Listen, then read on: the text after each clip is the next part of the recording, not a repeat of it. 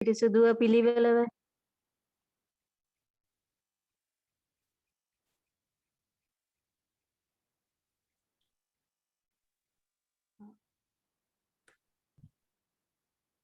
අර පිරිමැස්මෙන් ද්‍රව්‍ය භාවිතය වගේ දෙයක්.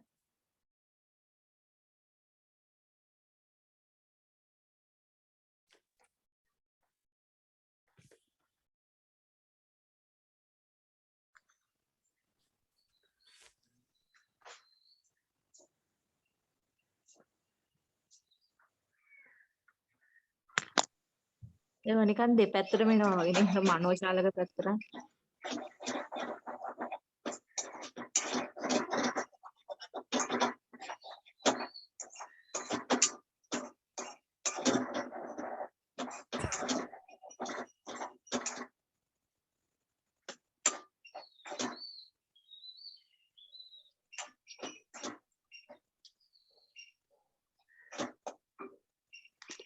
මේක අපිට ගන්න පුළුවන් නේද ටීචර්? නිවැරදිව විද්‍යාධාරයා භාවිතා කරන ආකාරය පිළිබඳව කුසලතාවය ලබා දී.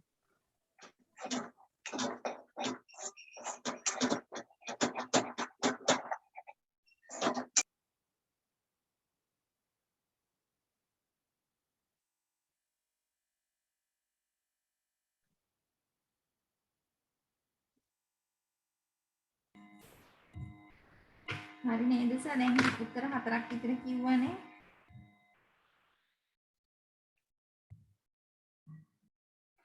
මීට වඩා උත්තර තියෙද මිස්ලා? මිස්සසලා. ප්‍රැක්ටිකල් මගින් දරුවන්ගේ ගොඩනගන්න පුළුවන් හසුරු කුසලතා දෙකක් අහන්න.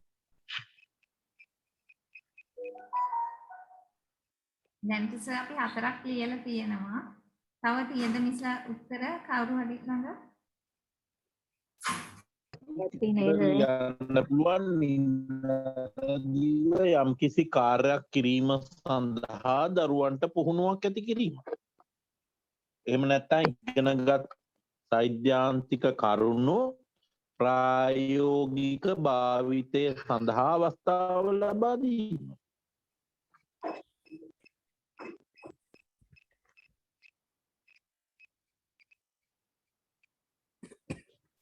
ඒකේ අවස්ථාව ලබා දීම ගන්න පුළුවන්ද? නැත්නම් කුසලතාවය වර්ධනය කර ගැනීම කියලාද ලියන්න ඕන?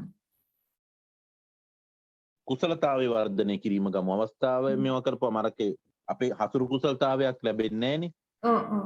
ඉගෙන ගන්න සෛද්‍යාන්තික කරුණු යොදාගෙන යම් කිසි කාර්යයක් කිරීමේ කුසලතාවය ලබා දී.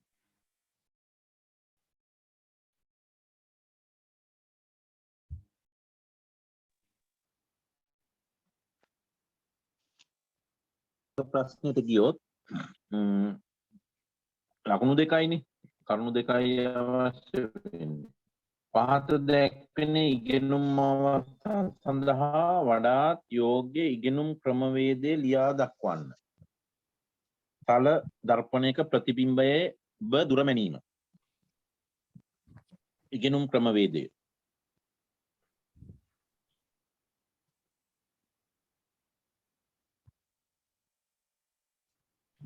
ඒකෙදී අපිට සර් මේ කණ්ඩායම් ඉගෙනුම් ක්‍රමය ගන්න පුළුවන් නේද?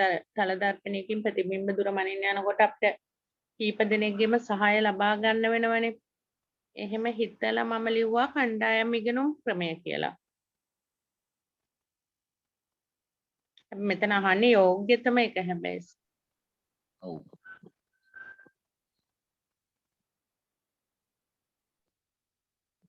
දැන් 7 වසර වගේ ළමයි හින්දා කණ්ඩායම් ඉගෙනුම් ක්‍රමයක් හරි වගේ ඒ වුණාට ආදර්ශන ක්‍රමයක් හරි නේද?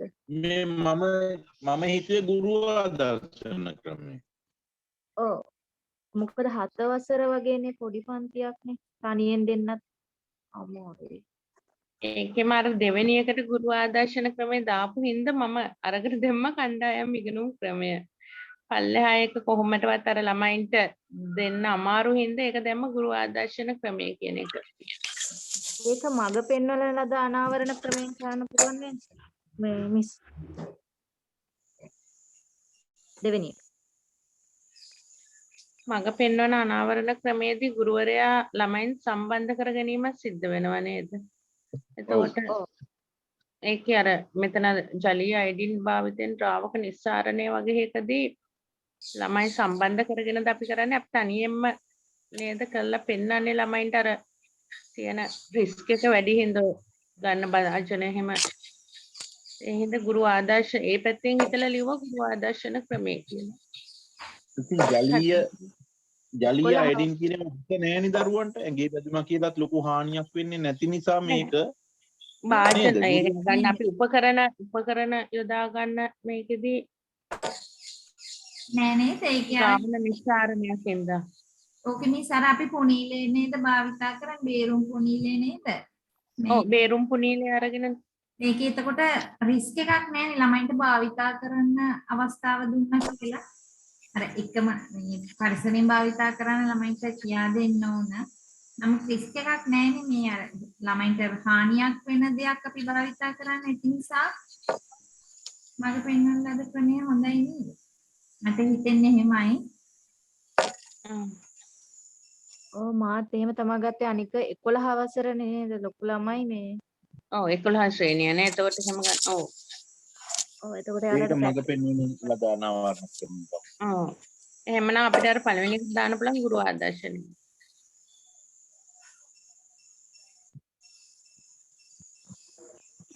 ඔව් ඒක ආදර්ශන ක්‍රමයේද ගුරු ආදර්ශන ක්‍රමයේද හරිම නම්.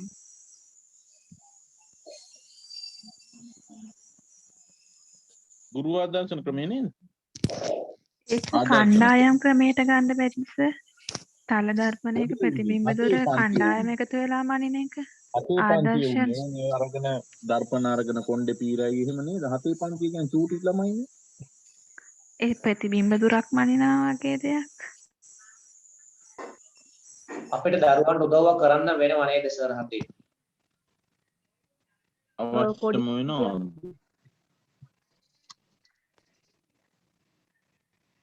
ඕ නේද සර් මේක හතේ පන්ති ළමයින්ට එහෙම තේරෙන එකක් නෙමෙයි. ඕක ටිකක් මේ අර මේ දර්පණේ එහාට මෙහාට ගෙනියන්න ඕන. ඒ වගේ වැඩ ටිකක් කරන්න තියෙන ඕක පොඩි ළමයින්ට එහෙම කරන්න අමාරුයි කියලා මටත් හිතෙන්නේ. ඒත් අපි ඕක 11 ළමයින්ට කියා දෙන්න ගියත් කියලා දෙන්න වෙනවා. ඕක ඕනේ. අර එළිය තියෙන ස්ථානයක් අපි ඔක ලෙඩ එකේ කරනවා නම් එළිය තියෙන ස්ථානයක් තෝරගෙන එහෙම ගොඩක් තියෙනවනේ එතන.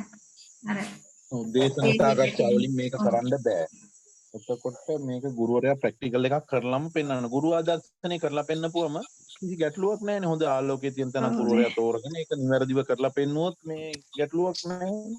ඔතන ළමයින්ට වෙලාව ප්‍රතිබිම්බ තිබුණොත් දුර දරුවන්ට මැන ගන්න හරි අමාරුයි නේද සර්? ළමයින්ට ඒක කරගන්න බෑ. නික හතේ පන්ති නිසා කොහොමත් මේ ප්‍රතිබිම්බ දුර මැනීම අමාරුයි. කියන්නේ ප්‍රතිබිම්බය ගත්තත් දුර මැන ගන්න බෑ ළමයින්ට.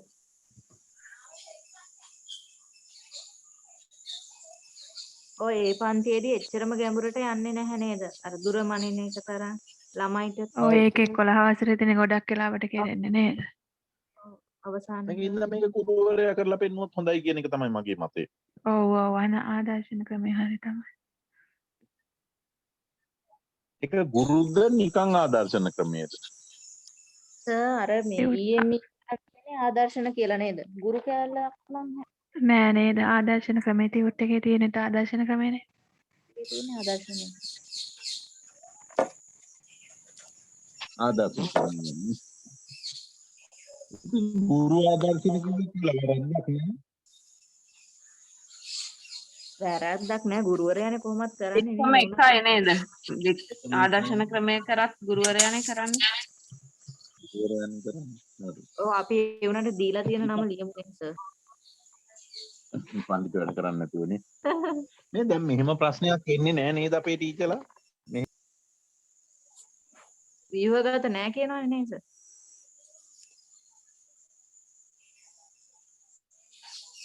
ව්‍යුහගත එනවා කිව්වා නේද? සමහර කොටස් බහුවාරණ නැති වුණාට මේ වගේ ඒවා හිතලා ලියන්න දෙන හින්දා මේ එන්න පුළුවන් වෙයි නේද? අපි ඔව් හිතලානේ ප්‍රශ්නේ කොටස් අත්දැකීමෙන් ලියන්න වෙන්නේ. ප්‍රශ්නේ කොටස් ගන්නකට තෝරගන්න නිසා දෙයිද දන්නේ නැහැ නේද?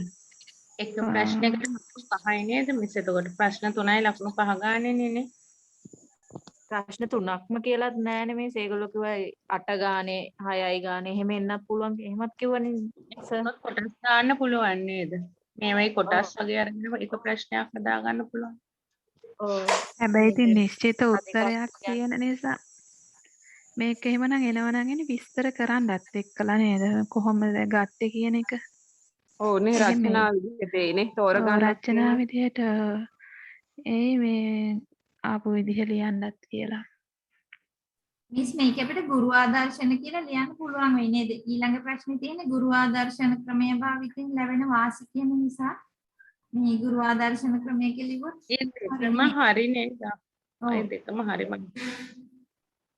ඕකේ. අපි මේකෙදි ඊළඟට යන්න.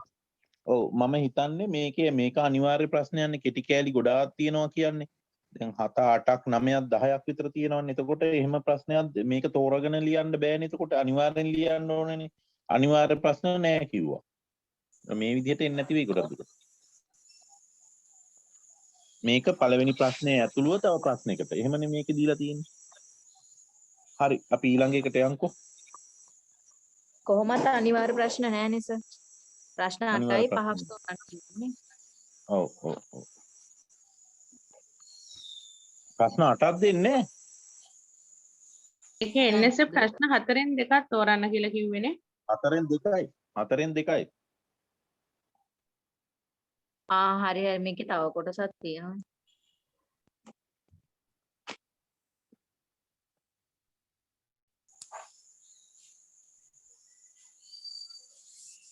විද්‍යාව ඒකේ දෙව ඉගැන්වීමේදී ආයකට මොකක් ගුරු සර් ආදර්ශන ක්‍රමයෙන් ලැබෙන වාසි මොනවද?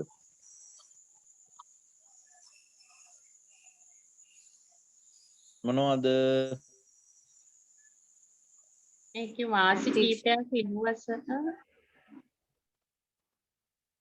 ඔව් ශිෂ්‍යයන්ගේ ආරක්ෂාව එහෙම ඔය දැන් සාන්ද්‍ර අම්ල අන්න භාෂ්ම right. අන්තරායක රසායන ද්‍රව්‍ය එහෙම නැත්නම් ආම්ල වර්ග භාවිතා කරනකොට දරුවන්ට සිදුවිය හැකි හානි අවම වන විදිහට කටයුතු කිරීමේ හැකියාව ගුරු ආදර්ශන හින්දා ඇති වෙනවා. අනිත් එක ගොඩාක් වටිනා උපකරණ. ඉස්කෝලේටම තියෙන කලාපෙටම තියෙන එක උපකරණයක් නම් අපිට ඒ වගේ දේවල් වල ආරක්ෂාව තහවුරු කරගෙන දරුවන්ට කරලා පෙන්නන්න හැකියාව තියෙනවා. වටිනා සහ සීමිත සම්පත් වල ආරක්ෂා. ඔව්. සීමිත සම්පත් වල ආරක්ෂාව. තව මොනවද? අපිට ළමයාව නොමග යවා ගන්න නැතුව අර තනියෙන් දුන්නොත් එහෙම යාලා නොමග යන ප්‍රමාණය වැඩිනේ. එහෙම නැතුව අපිට නිශ්චිතව සාර්ථකව ඉලක්කය කරා යොමු කරගන්න පුළුවන්. ගොඩක් වෙලාවට මේ. ඒ වගේම අර නිපුණතා අධ්‍යයන සඳහා ක්‍රියාකාරීව ශිෂ්‍ය පාවිච්චි කරව ගන්න පුළුවන්.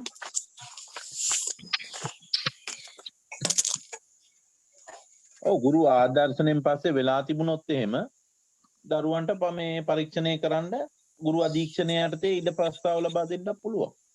ඒ ලෙවල් පන්ති වල ක්‍රොමීටරේ භාවිතය වගේ දේවල්.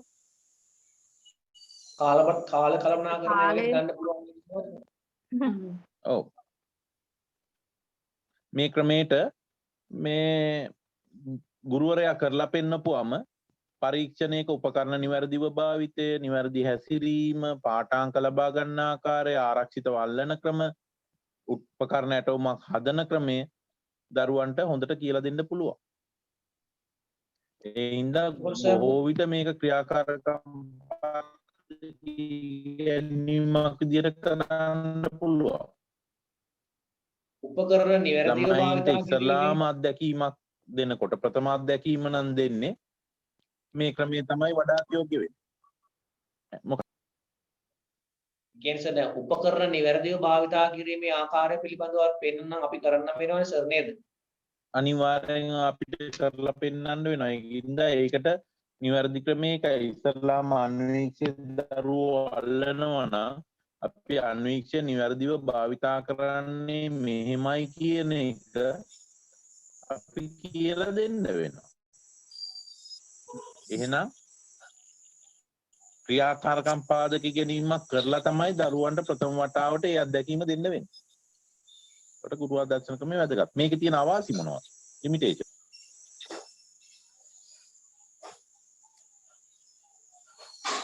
දැන් ශිෂ්‍යයන් වැඩි එහෙම නම් දැන් අපේ පන්ති වල ඉන්නවනේ 30 40 අතර ළමයිනේ.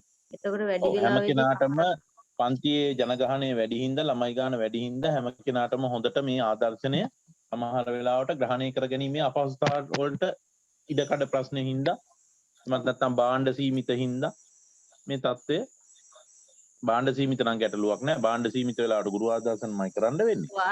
මේ ඒක ළමයි වාසියක්. හතුරු කුසලතාවේ දියුණු කරන්න අමාරුයි නේද සර්? මේ හැම ළමයෙකුටම දරුවන්ගේ මේ කුසලතාවය. ඔව් දරුවන්ට ඒ හතුරු කුසලතාවය එහෙම නැත්නම් ඒ නියම අත්දැකීම ලබා දීමට අපහසු වෙනවා. ඒ වගේම අර ගුරුවරයා වැරදියට කළොත් ඒ වැරදියට කරපු දේ තමයි මේ දරුවා හඳුනාගන්න ඉන්නේ. සෑම ආදර්ශනයක්ම ගුරුවරයා නිවැරදිව කරලා පෙන්වන්න ඕනේ. පොඩි හරි වැරද්දක් කළොත් ළමයා වැරදි දේ එතනින් ග්‍රහණය කරගන්නවා. සමහර වෙලාවට අර ළමයි වැඩි වීම හින්දා අර සමහර දත් ඉක්මනින්ම ඒ කියන්නේ පාඨාංක ඉක්මනින්ම ගන්න ඒ වෙලාවල් තියෙනවනේ. එතකොට ඒව පෙනෙන්නේ නැතුව යන්න පුළුවන් නේ. සමහර කලුණු ගිලිහිලා යන්න පුළුවන් ළමයින්ගේ කණ්ඩායම් වැඩි වුණාම. ඔව්. එකම සාධන මට්ටමේ නෙමෙයිනේ ඔක්කොමලා ඉන්නේ එකවර ග්‍රහණය කරගන්න. විවිධ සාධන මට්ටමේ ඉන්න හින්දා එතකොට දරුවන්ට මේ ග්‍රහණය කරගන්න එක එක දරුවා එක එක විදිහට. එතකොට ගැටලු ඇති වෙන්න පුළුවන්.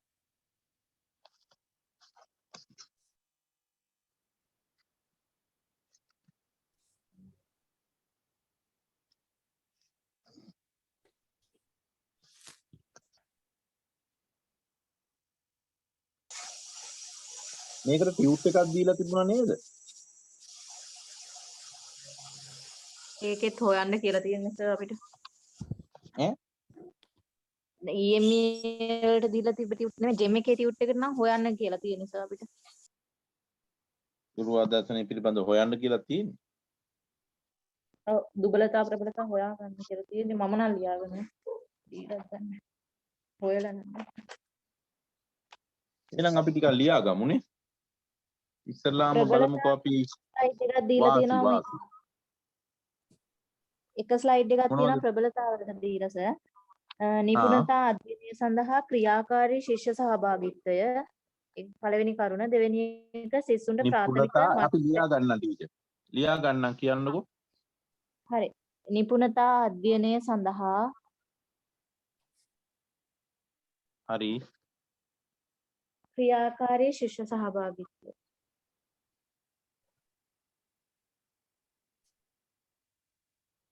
ගුරු ආදර්ශනෙන්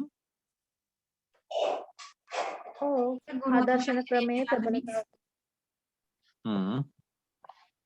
ඊට පස්සේ මිස් මොන හරි කිව්වද? නෑනේ. සිසුන්ට ප්‍රාථමික මට්ටමේ ඒක මිස් ගුරු ආදර්ශනයට එනවද මේ නිපුණතා අධ්‍යයනය කියන එක ශිෂ්‍යයන්ට කරන්න දුන්නොත් නෙමෙයිද? මටත් ඒකයි ආවේ. මේකේ තියෙන්නේ ආදර්ශන ක්‍රමයේ ප්‍රබලතාව කියලා තමයි තියෙන්නේ. එහෙනම් ගුරු ආදර්ශනයේ හරියට. ශිෂ්‍යයන්ට එහෙම මේ ප්‍රැක්ටිකල් එක කරන්න අවස්ථාවක් ඉන්නේ නැහැ නේද මිස් පොඩ්ඩක් සහභාගී වුණාට? ඕනේ ක්‍රියාකාරී ශිෂ්‍ය සහභාගීත්වය කියන්නේ නේද? ඒක ඔන්න ළමයෙක් දෙන්නෙක් සහභාගී කරගත්තට අනිත් ශිෂ්‍යෝ බලාගෙන ඉන්න එකනේ කරන්නේ කොහොමද කරන්න කියලා. ඔතන දේශන ක්‍රමේදී කටින් කියලා කරනවට වඩා මම හිතන්නේ මේක දීලා තියෙන හින්දා කටින් කියලා එහෙම කරනවට වඩා මෙතන දැන් ප්‍රැක්ටිකල් එකේදී ළමයා ක්‍රියාකාරීව සහභාගී වෙනවා කියන එහෙම අදහසක්ද දන්නේ නැහැ මෙතන දෙන්නේ. ළමයා කරේ හරි අපි නැතත් අර හරි අපි ඒක දැනට ඔහොම තියලා ඊළඟ කරුණ ගන්නකො ටීචර්ගේ ප්‍රාථමික මට්ටමේ සිසුන්ට ප්‍රාථමික මට්ටමේ දැනීමක් ලබා ගැනීමට ආදර්ශනය මගින් අවස්ථා සම්පාදනය කරයි. ඒක නම් හරි. ඒක හරි. ඔව්.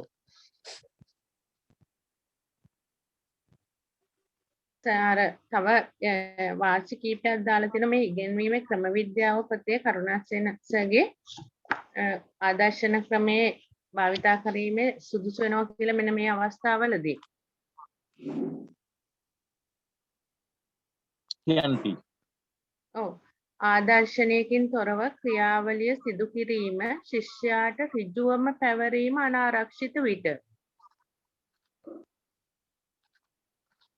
ආදර්ශනයකින් තොරව ක්‍රියාවලිය සිදු කිරීම ශිෂ්‍යයාට ඍජුවම පැවරීම අනාරක්ෂිත විට. ඒක නේද මිස් කිව්වේ අපි අර අන්තරාය කර රසායන ද්‍රව්‍ය භාවිතය අර ඔය ගෑස් භාවිත කරන අන්නේ ඒකම නේද? ඒ ටික ඔක්කොම අපිට මේ එක මේකකින් ලියන්න පුළුවන් නේ. ආදර්ශනයකින් තොරව ක්‍රියාවලිය සිදු කිරීම ශිෂ්‍යයාට ඍජුවම පැවරීම අනාරක්ෂිත විට. ඔව් නේද?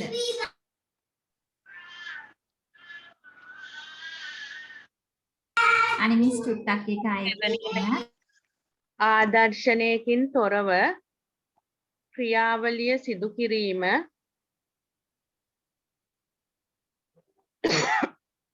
ශිෂ්‍යයාට ඍජුවම පැවරීම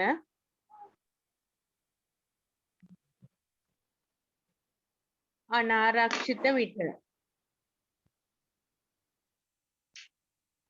ඒකේ තව කරුණු තුනක් කියලා තියෙනවා. අනිත් එක තමයි ශිෂ්‍යයින් හට සැපයීමට ප්‍රමාණවත් උපකරණ නැති අවස්ථාවලදී.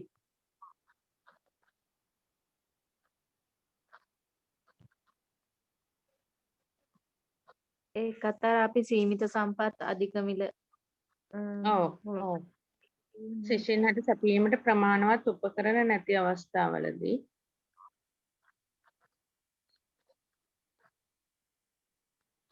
තව එකක් දීලා තියෙනවා මිස් මේ ගුරුවරයා සතු අත්දැකීම් හා හැකියා ශිෂ්‍යයා තනි තනිව අනාවරණය කර ගනීයයි විශ්වාස නොකෙරෙන විට. ගුරුවරයා සතු අත්දැකීම් හා හැකියා ශිෂ්‍යයා තනි තනිව අනාවරණය කර ගනීයයි විශ්වාස නොකෙරෙන විට.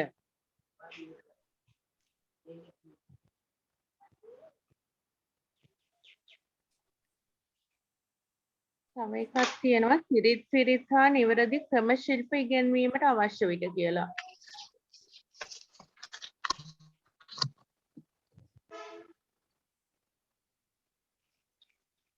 මෙන්න මේ අවස්ථාවලදී ගුරු ආදර්ශනය සුදුසුයි කියන එක තමයි ලියලා තියෙන්නේ.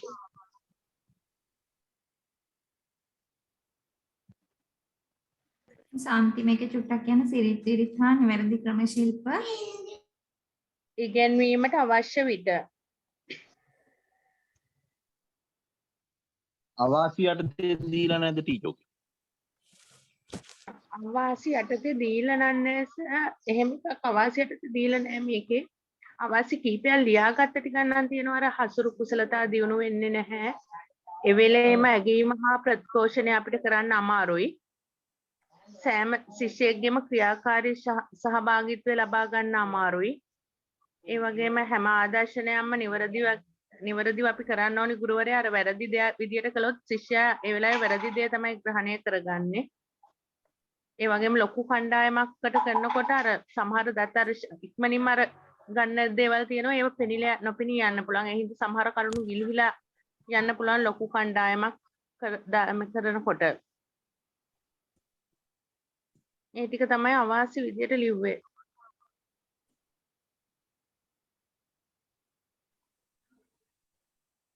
ඒ ටික චුට්ටක් නැවත කියන්නකො ටීචර්. අසුරු කුසලතා දියුණු වෙන්නේ නැහැ. හසුරු කුසලතා දියුණු වෙන්නේ නැහැ. ඊළඟට කිව්වා සෑම ශිෂ්‍යයෙක්ගේම ක්‍රියාකාරී සහභාගීත්වය ලබා ගන්න අපහසු වෙනවා. සෑම ශිෂ්‍යයෙකුම ක්‍රියාකාරීව සහභාගී නොවේ. ඔව්. ඒ වගේම අර ඒ වෙලේම අපිට ඇගීම ප්‍රතිපෝෂණය කරන්න අමාරුයි. අපේ ශිෂ්‍යයින්ට ලබා දෙන්නේ නැති හින්දා. ඒ වගේම ගුරුවරයා වැරදි විදියට කළොත් ශිෂ්‍යයා එම වැරදි දේ ග්‍රහණය කරගන්නවා. ඒ හින්දා සෑම ආදර්ශනයක්ම නිවැරදිව ගුරුවරයා කරන්න ඕනි. අර උපකරණයක් වැරදි විදියට ඇල්ලුවොත් හරි ඒක ශිෂ්‍යයාත් ඒක බලාගෙන ඒ විදියටනේ අල්ලන්නේ. එතකොට ඒ හින්දා හැම එකම ගුරුවරයා නිවැරදිව කරන්න ඕනි.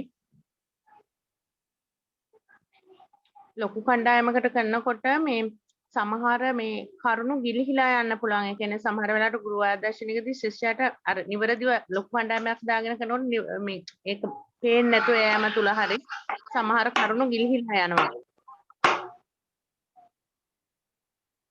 සමහර නිරීක්ෂණ ඉක්මනින්ම ගන්න ඒවා වෙන්න පුළුවන්.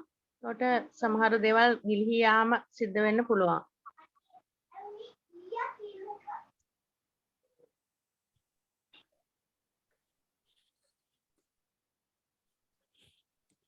ඒ ටික තමයි සර් තියෙන්නේ.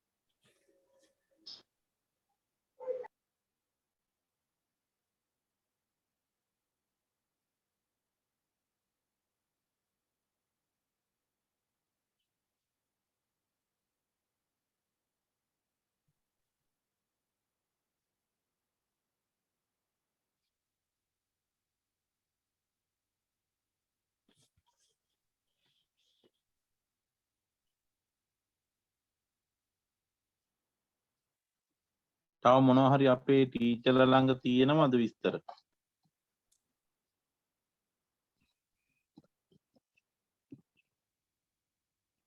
ගුරු ආදර්ශනේ මොනවද අවාසි කියලා? සෑම විෂයකටම යොදාගත නොහැකි වීම.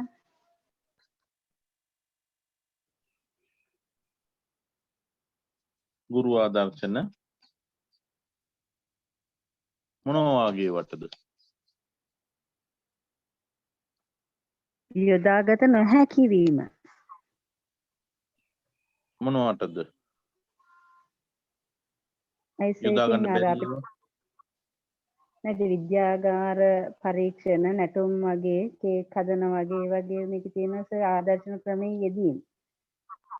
ඒකට විද්‍යාගාර පරීක්ෂණ වලදී නැටුමේ මූලික සරණ ඉගැන්වීම, කේක් සාධන ආකාර ඉගැන්වීම, වැවක කොටස් භාෂා ඉගැන්වීමට වගේ ගුරු ආදර්ශන යොදා ගන්න අමාරු වෙනව නේද?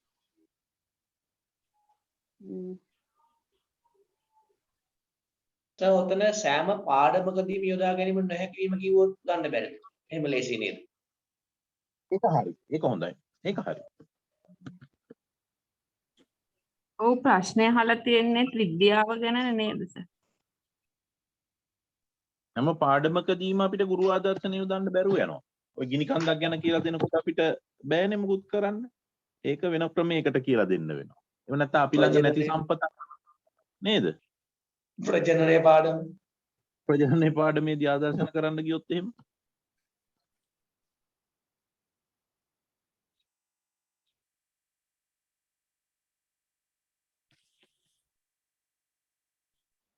හොඳයි. තව මොනවද අපේ ටීචර්ලා තියෙන්නේ කරුණු?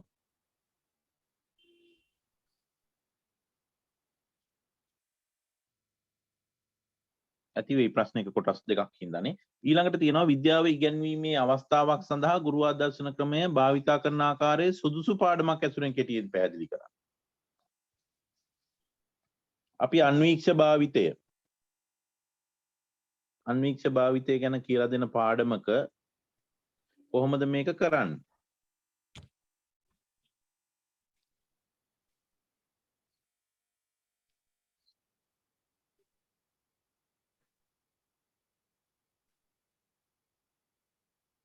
දැන් 6 පන්තියට අපි අන්වීක්ෂයෙන් මොකක් හරි මේ සෛල ටිකක් පෙන්වන්න යනවා. ලුණු සිවියක් අරගෙන ඒකේ සෛල ටික.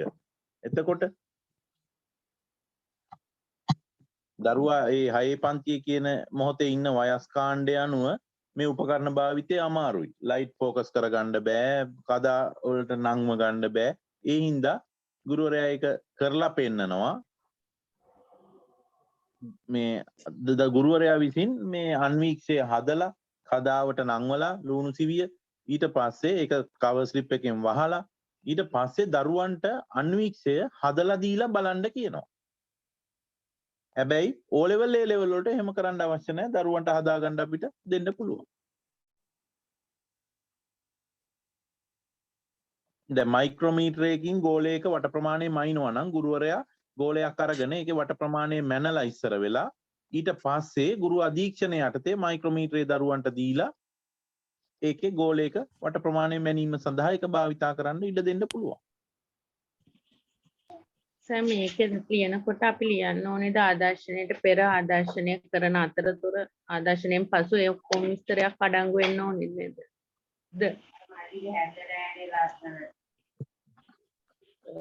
ගුරු ආදර්ශන ක්‍රමය භාවිතා කරන ඔව් අනිවාර්යයෙන්ම කියන්න වෙනවා. මේ පරීක්ෂණයේ මොකක් හරි පරීක්ෂණයක් නම් අන්වීක්ෂ පරීක්ෂණයක් නම් ඒක කරන්න කලින් කණ්ඩායම් කඩනවා නම් ඒක කරලා අන්වීක්ෂ දෙකයි නම් තියෙන්නේ ඉඩ කඩ කොහොමද තියෙන්නේ කියලා එක බලලා පාඩම් සැලසුමට අනුව කොහොමද ඉස්සරලාම ඒක කියලා දීලා ඊට පස්සේ දරුවන්ට කණ්ඩායම් දෙකකට අන්වීක්ෂ දෙකක් වෙන් කරලා ඒක බලන්න දෙනවා. කොච්චර කාලයක් දෙනවද කියන එක.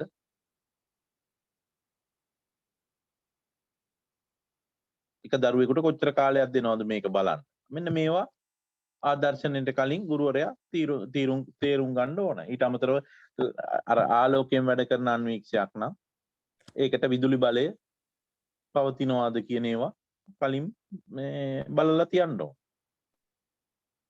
සමහර වෙලාවට ගුරුවරයා දන්නේ නැති වෙයි මොඩියුල් එක බලලා ඒක කියෝලා තියන්න ඕන මේ මතකයේ අලුත් කරගෙන ඉන්න ඕන. ආදර්ශනේ සිදු කරන වෙලාවේ ඒ කාලයට අනුව පරීක්ෂණයේ ගුරුවරයා කරනවා නිරීක්ෂණක සටහන් කරන්න දරුවන්ට උපදෙස් දෙනවා. ආදර්ශන මේසේ තමයි මේක කරන්නේ. ආදර්ශනය කරන් පස්සේ නිරීක්ෂණ දුර්වලතා ගැන දරුවොත් එක්ක සාකච්ඡා කරනවා. කාලේ තිබුණොත් ගුරු අධීක්ෂණය යටතේ දරුවන්ට මේක කරන්න ඉඩ දෙනවා.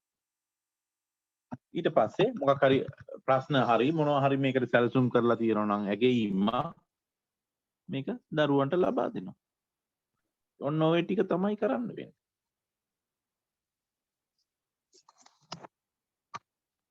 ඒක මොකක් හරි විද්‍යාවේ ඉගෙනීමේ අවස්ථාවක් යොදාගෙන ඒකට අනුව තමයි ලියන්න වෙන්නේ.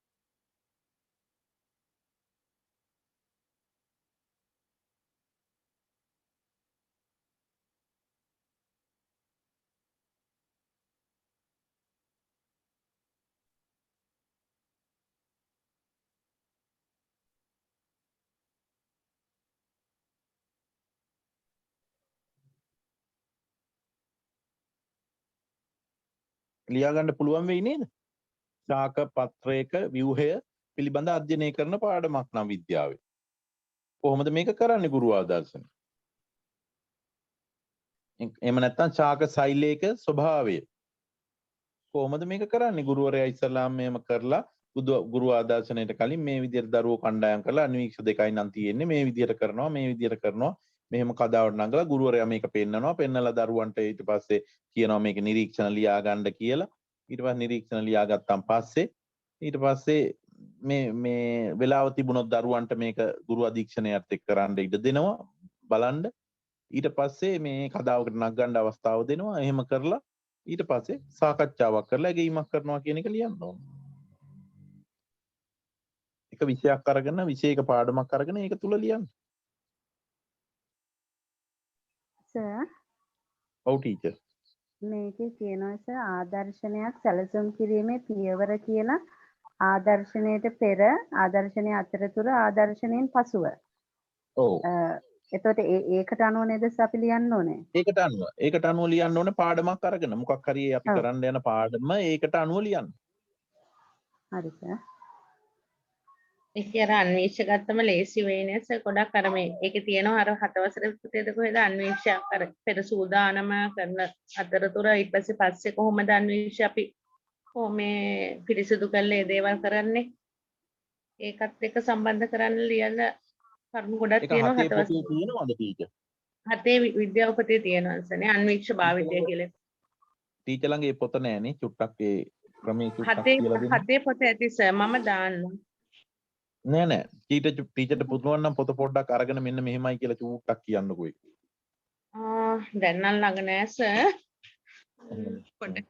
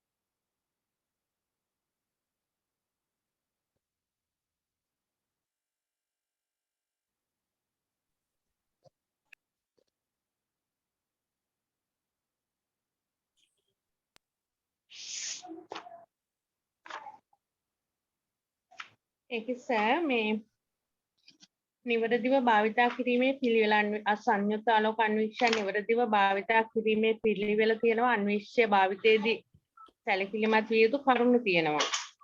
ඔව්. ඊට පස්සේ තියෙනවා ඒ ටික තමයි තියෙන්නේ. ඒ විස්තරේ කියවන්න ඕනිද? චුට්ටක් කියවන්නකො ටීචර්. එතකොට අපේ ටීචර්ස්ලාට ඔළුවට වැටෙයි මේක තමයි කියන්නේ කියලා. සංයුක්ත ඒක මේකට අනුව ලියන්න පුළුවන්. සංයුක්ත ආලෝක අන්වීක්ෂය භාවිතා කිරීමේ නිවැරදි පිළිවෙල කියලා තියෙනවා. පළමුව අන්වීක්ෂය තිරස් මේසයක් මත ස්ථාවරව තබන්න. දැඩි හිරු රැස් නොවැටෙන ස්ථානයක තියන්න ඕනි කියලා. ඊට දල සීරු මාරුව භාවිතෙන් අවබල අවනත පහළට රැගෙන එන්න කියලා තියෙනවා. ඊට පස්සේ දර්පණය හා ප්‍රාචීරය සීරු මාරු කරමින් පහසු ඇස උපනෙතට තබා දැස විවෘතව තබා ගනිමින් පැහැදිලි ආලෝක ලබයක් ලබා ගන්න. ඊළඟට පිළියෙල කරගත් කදාව වේදිකාව මත ක්ලිප් මගින් සවි කරගන්න. දැසම විවෘතව තබා පහසු ඇස උපනෙතට සෙන්ටිමීටර් එකක් පමණ දුරින් තබා ගනිමින් අවබල අවනෙත දල සීරු මාරුව භාවිතයෙන් පැහැදිලි ප්‍රතිබිම්බයක් ලැබෙන තෙක් ඉහළට රැගෙන එන්න. ඊළඟට සියුම් සීරු මාරුව භාවිතයෙන් ප්‍රතිබිම්බය වඩාත් පැහැදිලි කරගන්න. ඊළඟ එක අවශ්‍ය නම් මැදි බල හා අධි බල අවනෙත යොදා ගනිමින් සීරු මාරුව ආධාරයෙන් තීව්‍ර පැහැදිලි ප්‍රතිබිම්බයක් ලබා ගන්න. නිරීක්ෂණයෙන් පසුව රළු සීරු මාරුව මගින් අවබල අවනෙත ඉහළට රැගෙන එන්න. වශයෙන් නිදර්ශක ඉවත් කර පිරිසිදු වියලි කපු රෙදි කැබැල්ලකින් කාච හා වේදිකාව පිස දමන්න. ඊට පස්සේ තියෙනවා සර් අන්වීක්ෂය භාවිතයේදී සැලකිලිමත් වෙන්න ඕනි කරුණු කියලා. අන්වීක්ෂය රැගෙන යාමේදී හුරු අතින් බාහුවෙන් අල්ලාගෙන අනෙක් අත අන්වීක්ෂය පාදයේ යටින් තබා ඇඟ දෙසට මදක් ඇලවෙනසේ දරා සිටිය යුතුයි. භාවිතයෙන් පසු කාච හා වේදිකාව පිරිසිදු කපු රෙදි කැබැල්ලකින් පිස දැමීම. දිගු කලක් භාවිත නොකරන්නේ නම් කාච ගලවා සිලිකා ජෙල් හෝ නිර්ජලීය කැල්සියම් ක්ලෝරයිඩ් අඩංගු ඩෙසිකේටරයක බහලීම. අන්වීක්ෂය දූවිලි නොරැඳෙනසේ සිරස්ව ගබඩා කරන්න ඕනි.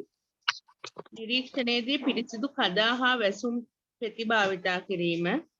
අන්වීක්ෂ කිහිපයක් ඇති විට ඒවායේ කාච කට්ටල මාරු නොකිරීම. ඔය ටික තමයි දීලා තියෙන නිසා අන්වීක්ෂයක් භාවිතයේදී සැලකිලිමත් වෙන්න ඕනි කරුණේ ආලෝක අන්වීක්ෂයක් භාවිතා කිරීම නිවැරදි පිළිවෙලටයි. දැන් අයිඩියා එකක් ආවා මෙන්න මේවා කියලා. ඒකට අනුව ගුරු ආදර්ශනයට පෙර කොහොමද කරන්නේ, පසු කොහොමද කරන්නේ, අන්වීක්ෂය නිවැරදිව ගබඩා කරන්න කලින් මෙන්න මේවා මෙහෙම කරන්න ඕන. මෙහෙමයි කියලා ඒ ටික ලියන්න. ඒ කරුණු ලියන්න එපා. කරුණු ඔළුවේ තියාගෙන විස්තරේ ලියන්න. මෙතන සර් මගේ නෝට් එකක් තියෙනවා ආදර්ශනයක් කරන විට කියලා මේ පොයින්ට්ස් ටික මම කියන්න. නිතරදී ඉරියව්වල පිහිටා කටයුතු කළ යුතුවේ. විධිමත්ව හා පිරිසිදුව කළ යුතු විය. වැඩමේසේ පිරිසිදුව හා පිළිවෙලකට තබාගත යුතුය. යම් කාර්යයක් කරන විට තම ආරක්ෂාව, අන් අයගේ ආරක්ෂාව හා උපකරණවල ආරක්ෂාව සඳහා ගන්නා ක්‍රියාමාර්ග ආදර්ශනීය විය යුතුය. ක්‍රියාවලිය කරන විට ඒ